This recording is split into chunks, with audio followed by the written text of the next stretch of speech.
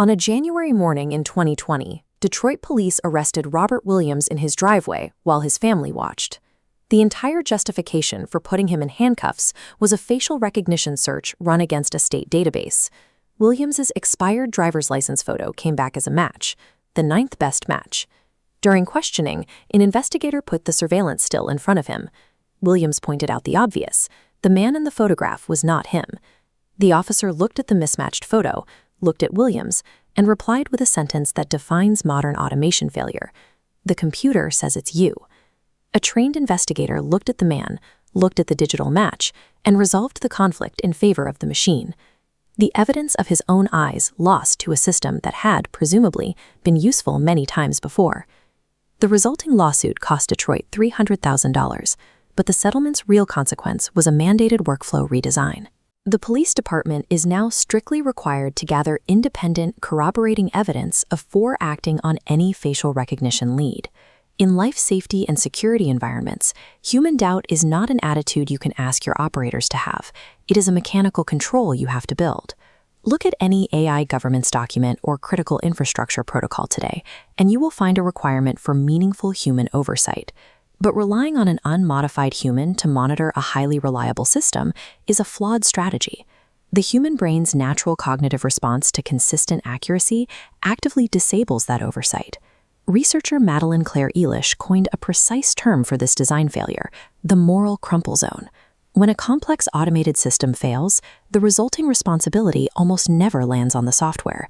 It lands on the frontline human operator sitting nearest to the terminal. That human absorbs the full legal and moral impact of the error, even if they had zero practical ability to audit the machine's behavior or control its output in real time. The dispatcher or analyst whose name goes in the final incident report carries immense liability. The procurement committee that bought an uncheckable interface carries none. Oversight without cognitive support is a liability shield. The human is positioned to absorb the failure, but given no practical means to prevent it. This cognitive decay happens on a predictable schedule through a mechanism known as the reliability trap. During their first weeks with a new AI system, operators treat its outputs as suggestions. They check the machine's work against their own judgment, and they override what they disagree with. But as the system returns accurate results across hundreds of interactions, that behavior shifts. The operator rationally concludes that their attention is better spent on other tasks, and they begin to verify selectively. This chart tracks human verification effort. While baseline accuracy stays flat, active scrutiny drops steadily. By month 3, independent evaluation stops. Expertise is only triggered by a vague feeling something is wrong. Eventually, users doubt their own correct expertise, deferring to the machine entirely. We are used to studying organizational drift, where safety standards erode across an agency over decades. This is the exact same normalization of deviance, but it happens inside an individual's head in a matter of weeks. Human checking behavior naturally and inevitably decays, exactly because the machine proves itself reliable. When this vigilance decays, the resulting failures split into two distinct categories, each requiring completely different countermeasures. The first is automation complacency. This is a passive error of omission. The operators stop scanning their environment because they assume the machine will alert them if anything requires their attention. During the 2025 Los Angeles County wildfires, an alert system suffered a network disruption and dropped specific evacuation boundaries. The software failed silently. It never warned the county emergency managers that the target polygon was missing, resulting in an alert being sent to 10 million people. The second category is automation bias.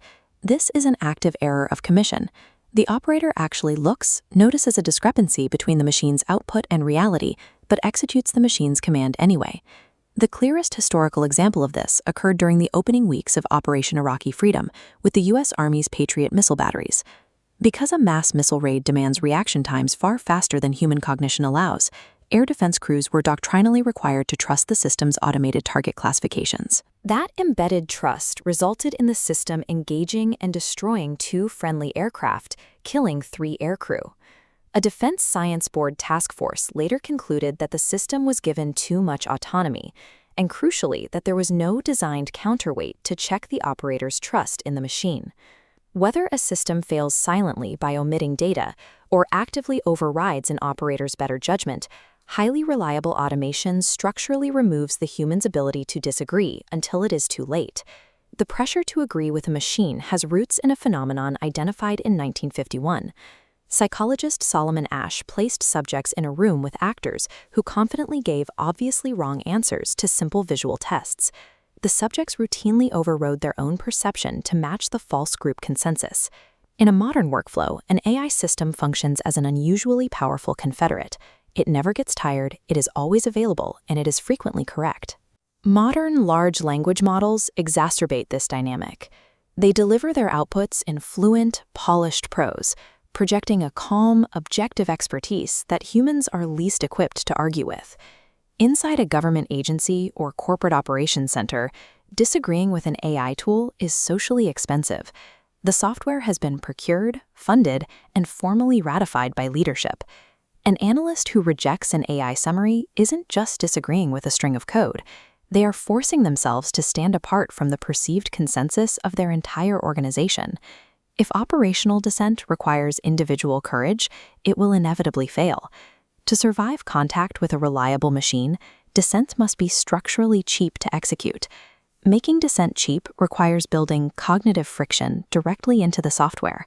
These are interface requirements that force the human operator to actively evaluate a decision rather than passively click an approval button. First is micro-verification. Instead of an approve button, the interface demands a targeted answer, like typing a cross street. Second is confidence gating. Below a certain threshold, the workflow physically blocks progress, demanding manual adjudication.